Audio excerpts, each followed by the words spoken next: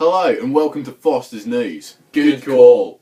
I'm Oscar Long Johnson. And I'm Ron Burgundy. Today's special news report comes from across the pond, where the poor ponds are in a spot of bother.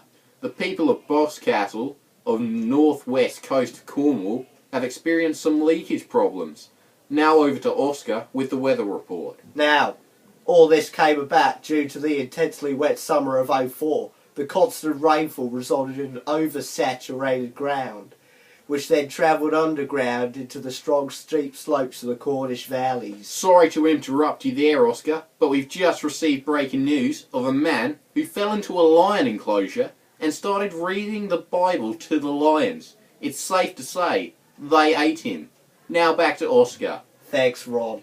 Anyway, the higher than usual water table caused the rivers to carry much more water than usual, and the cat was put amongst the pigeons when a giant, slow-moving thunderstorm dropped a whopping 500 millimetres of water over the poor town in a 5-hour period. Now back to Ron. Thanks, Oscar. Now this wouldn't have been too much of a problem if Boscastle wasn't built right next to a river.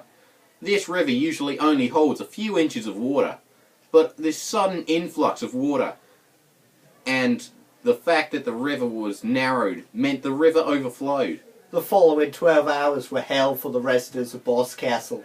A 3-metre high wave travelling at a tremendous speed of 40 miles an hour sped through the local car park and then flooded the entire town.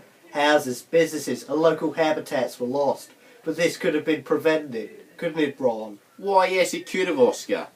The houses in Boscastle were built way too close to the river, which meant as soon as the river flooded, so did the houses. And at that 3-metre high wave you were talking about, that could have been prevented as well. The bridges that go over the river were way too low, meaning the trees and boulders got trapped and acted as a dam for the river. All this resulted in a 3-metre high wave as the trees and boulders gave way. But the terror didn't end there. No, it did not, Ron. This ordeal caused effects that lasted longer than expected, as the ocean surrounding the mouth of the river became polluted with debris and petrol from washed-away cars, destroying the habitat for local fish and jeopardising the lifestyle of the local fishermen. 90% of the town's economy was dependent on tourism, and now that all the town's shops were destroyed, everyone started going bankrupt. I'm afraid that's all that we have time for. This has been Foster's News. Good call. I'm Oscar Long Johnson. And I'm Ron Burgundy. You stay classy, Australia.